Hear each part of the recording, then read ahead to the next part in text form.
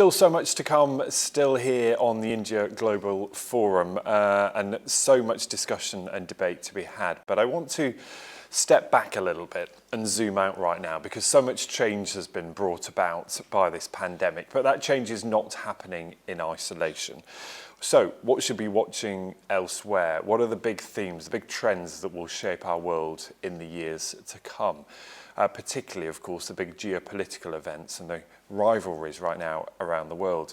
And I'm pleased to say we can welcome back a regular to the India Global Forum. It's General David Petraeus. He's chairman of KKR Global Institute. It's really lovely to see you back here with us. It's about 12 months since we spoke last, General Petraeus. Just give me a sense, first of all, of your take on where we are right now. A lot has changed in the world, hasn't it, in this last 18 months? And before we get onto those big issues, just give me a sense of the current state of play. And I know it is a big question, but take us around the world with your perception of what's happening. Well, let me focus on what I think actually matters most to the entire world, which is the relationship between the United States and China, which is not just the most important to those two countries, but really is the most important, again, in the world to all countries. And that relationship is very much in a degree of flux right now. We have a new U.S. president still in his first 6 months or so, who has determined that foreign policy needs to begin at home. Now, it's sometimes said that frequently, but it really is the case at this point in time, because when President Biden took office, the United States was still basically shut down by the pandemic. And just in the course of the president's initial months, his initial focus was to deal with the pandemic, to combat it. And the U.S. now is really leading the way in terms of the vaccination process and in terms of its ability to again, resist the pandemic. So that's hugely important. Again, foreign policy always builds on the foundation of a domestic economy, domestic political situation, social situation, and so forth. So that was seen as job one. The second job that he outlined, and all of this was quite explicit by President Biden and his team, was that you had to deal with the economy of the United States, like all of the other economies where the pandemic had forced various levels of shutdown to get the economy reopened, to get it going again. That's certainly still a work in progress, but you see extraordinary growth, really booming growth in certain sectors in the United States, and basically coming back across the board. In fact, if anything, right now there's a shortage of workers for a variety of different reasons that presumably will work out over the course of the next few months. But so the economy now coming back. His third priority is to invest in infrastructure, to invest in a variety of technologies, research and development, repairs to existing infrastructure, new infrastructure that will all produce greater productivity of American workers, better education, better, again, roads, bridges, schools, you name it, across the board, with specific focus on some of the most important emerging technologies in the IT sector, and AI, and machine learning, the green revolution, so electric vehicles, alternative renewable energy sources, all of that in this infrastructure bill, perhaps with another one that will come along behind it. In the meantime, the U.S. has been engaging with allies and partners around the world. So you've seen, of course, very recently quite a successful G7 summit. There was a US-EU summit. There was a NATO summit. There were bilateral meetings, the US, UK, and some others. And then in Asia, of course, you had the Quad. This was virtual. You've had virtual meetings with other of the leaders and some that have actually come to the United States. So all of this has transpired, and now we're at the point where I think the administration feels that it can begin to engage China at the very highest level, noting that, of course, you had the celebrated meeting in Alaska between U.S. Secretary of State and National Security Advisor and their counterparts from China several months back.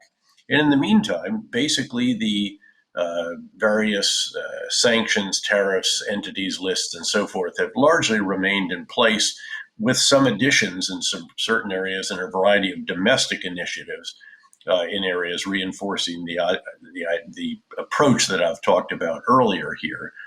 And again, now the United States, with all of the leaders from around the world having been engaged, allies and partners, you can then go forward and begin, as I said, the engagement with China at the highest levels. And I'd expect that there will be a U.S.-China summit meeting between the two leaders on the margins of the G20 meeting in Italy.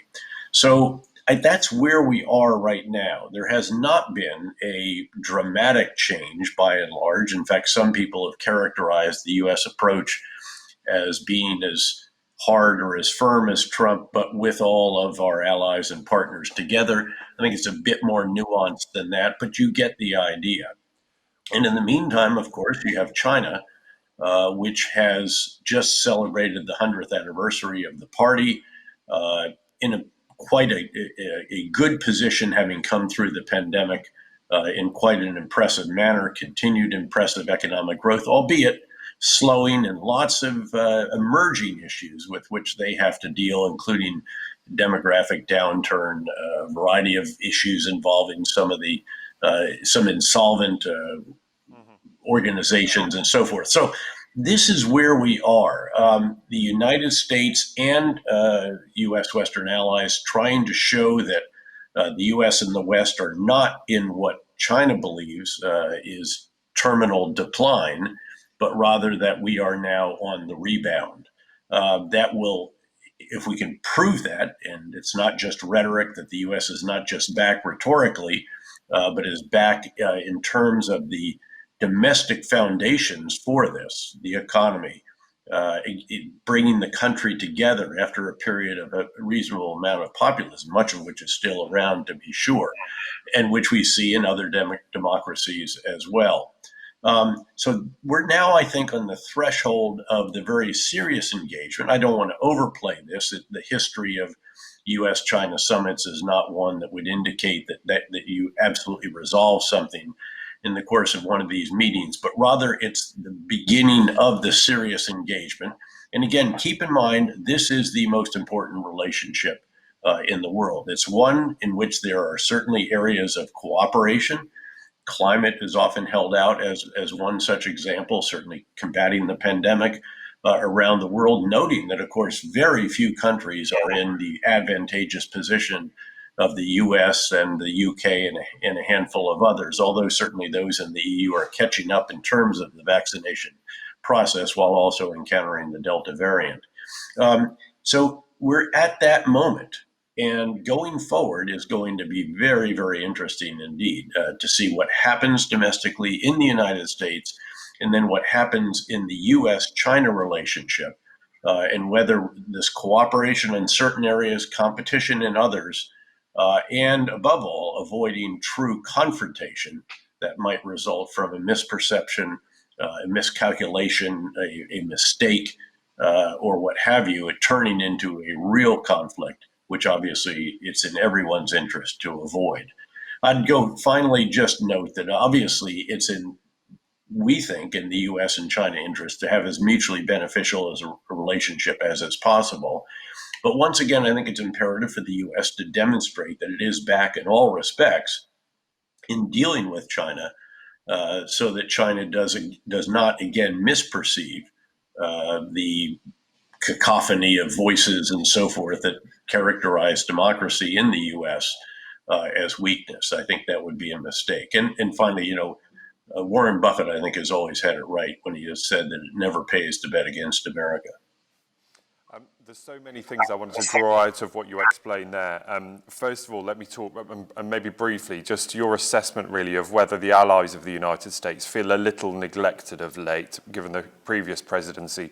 You talked there about President Biden's renewed focus on domestic issues and sort of in some respects putting America first strategy has some sort of continuity even under the new administration.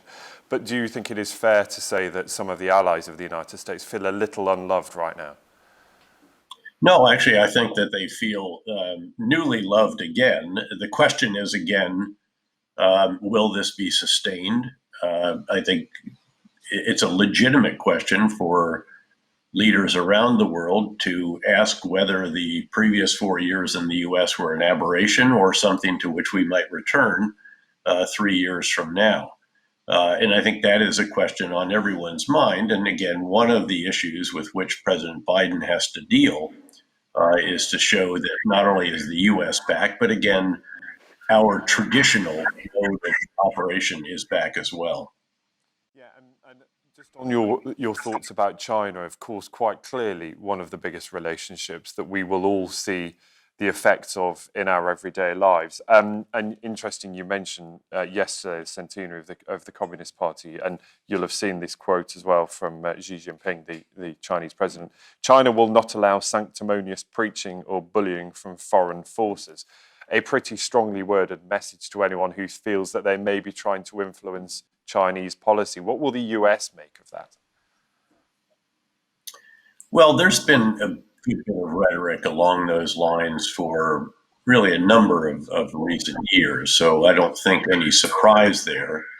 But at the end of the day, it certainly is the objective of the US and of US allies and partners around the world, I'm sure, to try to influence some of the decision making in China, in Beijing in particular. And of course, noting that next summer you'll have the re-election of President Xi almost assuredly, and that he will retain his three positions as the head of the military, head of the party, and president of the country, perhaps even with an upgrade in one of the titles, perhaps to party chairman, something along those lines, as opposed to general secretary.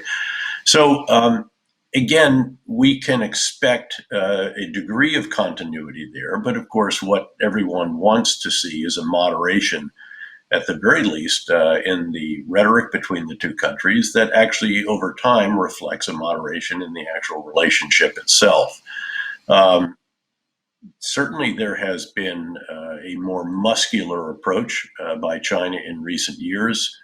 Some obviously have characterized the diplomatic rhetoric as wolf warrior diplomacy. We've seen some other features that were really not around until, again, 5 or more years ago. And of course, this is causing concern in various capitals around the world. And I think that the hope in those capitals is that this can lead to a moderation over time, not a change in the system or something like that. We shouldn't be that naive, I don't think. And we just recognize that there is actually true systemic competition as well as economic competition. I mean, this is a test of the democracies and free market economies of the world. And how do we make sure that that competition doesn't turn into confrontation? I suppose that is the key concern, is it not? Well, it's certainly, yeah, arguably it's the most key concern. Again, in a nuclear age, we cannot have a conclusion in some history book of the future, as was in the history of the Peloponnesian Wars. Inevitably, they went to war. And we do have, and of course, Graham Allison, professor at Harvard and a good friend and mentor over the years, wrote the book Destined for War. It did not have a question mark at the end. I've interviewed him several times on the book and asked about that perhaps oversight, but he wanted to use that to get at the seriousness of the situation. And he looked at history, recent history of the last few centuries, where you have an established power and a rising power, similar, of course, to what took place again in the Peloponnesian Wars, where you had the established power of Sparta, the rising power Athens, that's the US and China, and as Thucydides wrote, inevitably they went to war. Well, look, you cannot inevitably go to war in a nuclear age. So certainly you have raised what is the most important objective of all. And that means that you have to deter the kind of adventurism that could lead to real conflict. And you also have to make sure that there are not misperceptions, there are not miscalculations, there are not mistakes. Keep in mind that deterrence is a function of an adversary's perception of your capabilities and your will to employ them. And we have to be very, very clear-eyed about that. And indeed, there are a lot of initiatives underway to ensure that the capabilities that we have continue to evolve, continue to uh, capitalize on new technologies and advances in all kinds of different systems that would come together to ensure that those capabilities are not only very robust, but also very resilient. And then to be very crystal clear that there is a willingness to employ those capabilities in certain conditions, but certainly only in those certain conditions. So that is the challenge, I think, that is most significant. And again, I think many leaders around the world recognize this, and you've actually seen a variety of demonstrations of this, again, over just the course of the past year. And so we have painted a picture of China in one corner, the United States on the other. I wonder, given that we're at the India Global Forum, where India fits into this.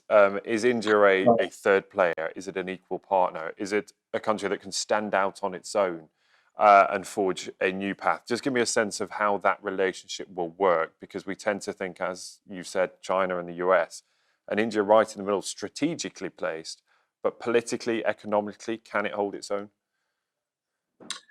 Certainly, India is increasingly prominent in this global geopolitical landscape.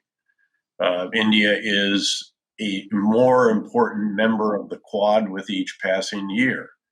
India's capabilities are increasing. Obviously, its economy is expanding. Again, many different features, and it will surpass China, of course, in terms of overall population size in the years that lie ahead, not too distant, noting that China will begin to actually experience population decline, not just a decline of its workforce, which is already happening about 5 million people or more a year, but we're going to see an actual decline in the overall population of China because of the longstanding one China policy, which, though reversed, has not brought about the change in demographics that the Central Party leadership had hoped to achieve.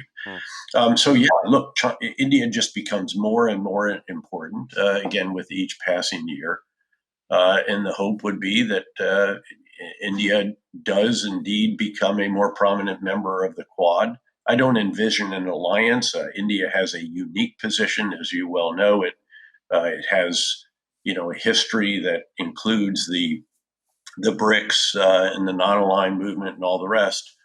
And that's why when I've asked now Minister of External Affairs Jaishankar, you know, it's time to choose. India has to make a choice, and he will always say India has chosen. It is for India, but clearly that inclination is much more with the other countries of the Quad, and frankly, the U.S. and the Western world. And that relationship has grown more substantial with each year as well.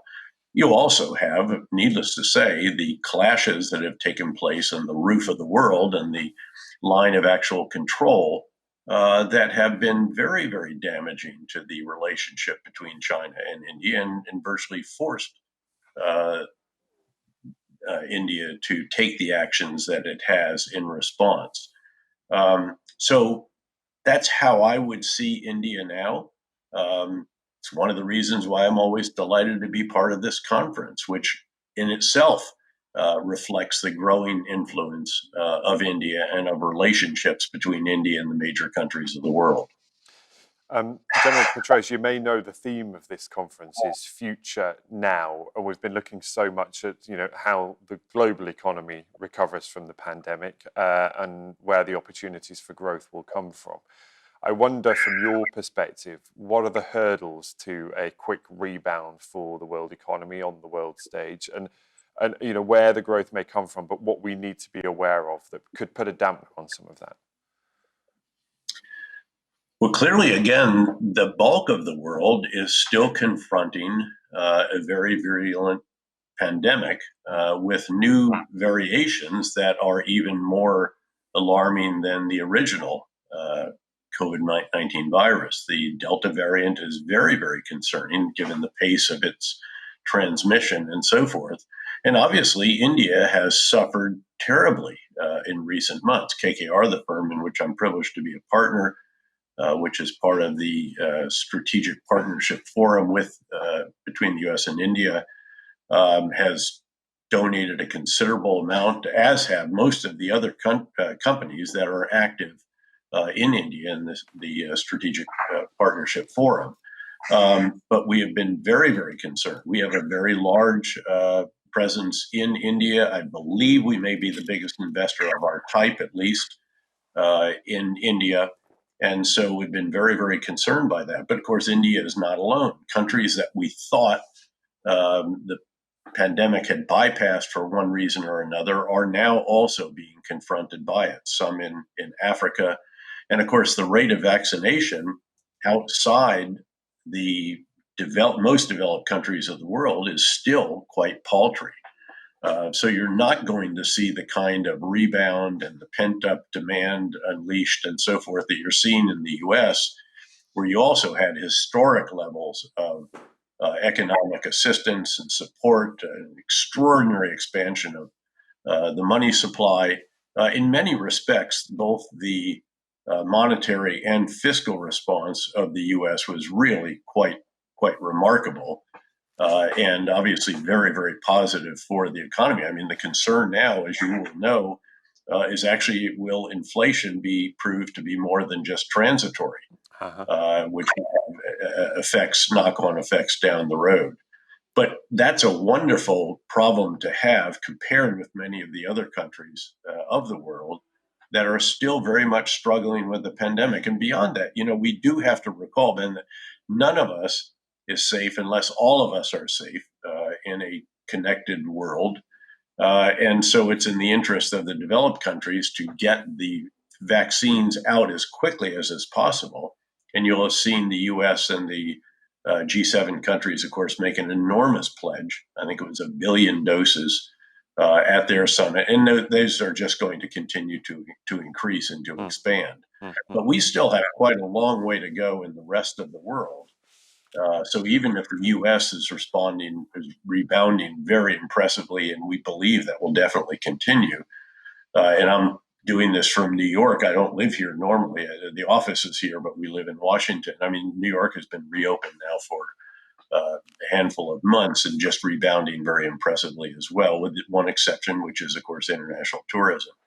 But the rest of the world has a very, very long way to go. And then we do have to see what will be the knock-on effects of what we have experienced during the pandemic. As an example, the realization that just-in-time supply is not adequate.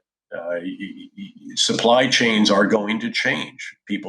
Firms realize that you shouldn't have all of your manufacturing and assembly in one region of one country and so forth. You've got to have it diversified. Labor costs have been rising in China, which already was leading to some shifting of manufacturing to Vietnam and other countries in Southeast Asia, greater South and East Asia.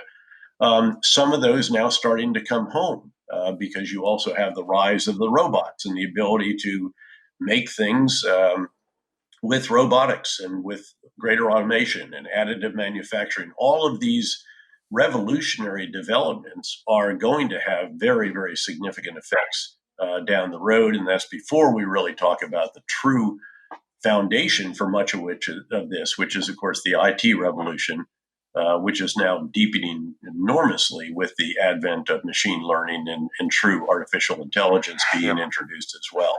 Yeah. So the changes are going to be dramatic. And of course, what you've got to do is figure out, what made Wayne Gretzky, the great hockey player, great, as he described it, was being able to determine where the puck was going. And he would skate there rather than skating to where it was. And I think what we're all trying to do now, whether it's in geopolitics or in economics or even in trade, diplomacy, you name it, whatever it may be, everyone is trying to figure out where the puck is going so that we can skate there. And frankly, that's what the Global Institute at KKR seeks to do for, again, one of the world's largest global investors. Yeah, and you've very neatly set up the following sessions. Actually, we'll look at the economic stimulus around the world and the impact that that could have on things like inflation. So that a huge issue, of course. We'll talk about that, and also global security. I just want to leave though with a final thought, really. If we 5 years from now look back at 2020, 2021.